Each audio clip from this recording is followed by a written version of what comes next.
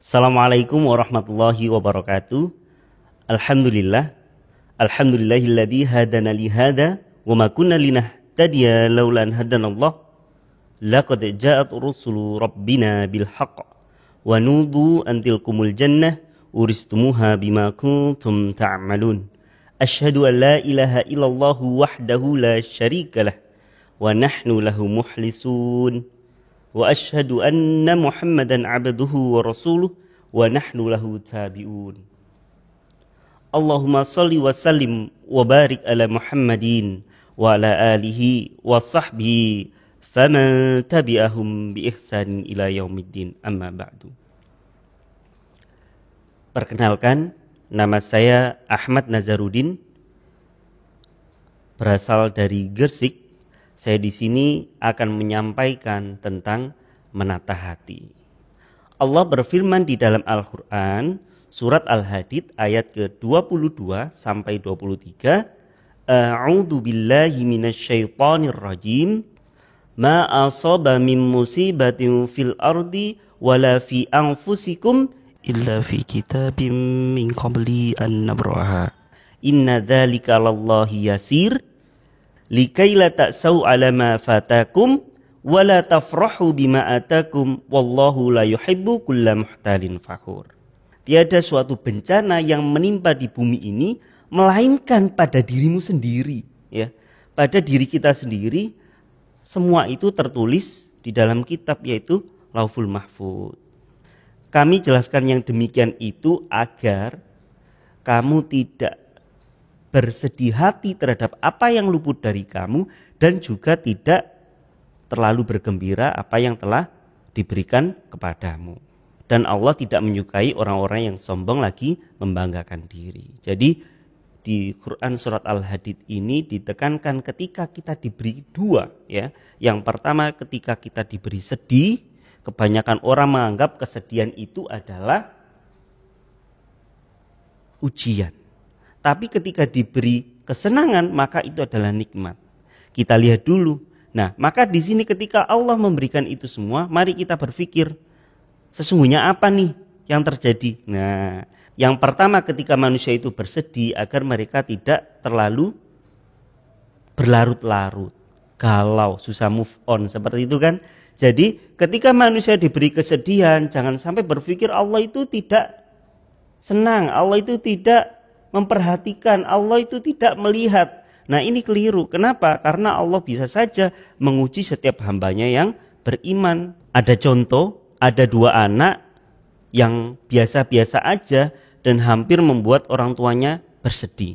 Nah, ketika itu orang tua yang soleh ini memberikan atau mengajak atau memberi nasihat agar dia melaksanakan sholat. Ya sholat tapi terlambat, ya.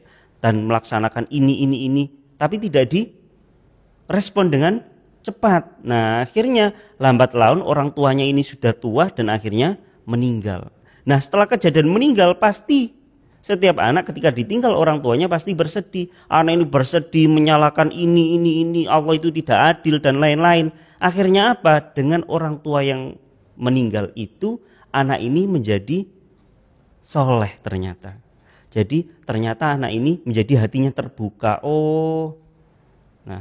Jadi anak ini menjadi hatinya terbuka dan melaksanakan perintah-perintah Allah. Dan siapa sangka ketika diberi kesenangan malah lupa, tapi diberi kesedihan malah menjadi taat dan dekat kepada Allah. La yukallifullahu nafsan illa wus'aha. Allah tidak membebani seseorang melainkan dengan kesanggupannya. Jadi Allah tidak mungkin menguji kita kalau kita nggak kuat. Terus kalau misalkan kita itu nggak kuat bagaimana? Berarti kita itu ya kurang bertahan sedikit. Kita itu harus bersabar sedikit. Kita tata hatinya, berarti kalau seperti ini Allah ingin menguji. Kalau seperti ini Allah itu ingin memberikan nikmat yang lebih lagi. Kalau diberikan seperti ini berarti Allah itu ingin membentuk saya menjadi yang lebih baik lagi. Dan yang kedua adalah manusia diberi kesenangan, ya. Kesenangan, terus kegembiraan, harta, anak, jabatan, dan lain-lain. Padahal semua itu adalah titipan. Orang banyak tidak menyangka kalau ini juga ujian. Bisa jadi ketika Allah memberikan kenikmatan, orang itu malah melupakan Allah. Nah, di sini jangan sampai kita istidraj. Jadi semakin Allah memberikan nikmat, semakin kita lupa kepada Allah. Nah, ini kan bahaya. Nah, maka kesimpulannya kita disuruh positive thinking kepada Allah. Apapun yang Allah berikan, entah itu senang, entah itu sedih, kita disuruh untuk positive thinking. Pasti Allah tahu yang terbaik buat hambanya. Allah kan yang menciptakan kita. Allah pasti tahu yang terbaik buat kita. Contoh saja ketika ada handphone, ya, handphone pasti ada buku panduannya. Kita pasti nurut itu, disuruh ngecas kalau sudah waktunya habis, ya, disuruh mematikan dengan tombol yang ini, menyalakan tombol yang ini. Nah, itu semua dari buku panduan. Begitu juga kita sebagai manusia, kita diciptakan Allah, diberi panduan yaitu Al-Quran. Maka kita harus nurut dengan Allah dengan cara menuruti dan mentaati larangan dan perintah Allah itu. Ketika itu semua kita kerjakan dan kita menerima dengan hati yang legowo istilahnya, maka di sini kita akan hidup dengan bahagia. Nah, mungkin itu yang bisa saya sampaikan. Kurang dan lebihnya saya mohon maaf. Saya akhiri. Subhanakallahumma wa bihamdika asyhadu an la ilaha illa anta astaghfiruka wa atubu ilaik. Assalamualaikum warahmatullahi wabarakatuh.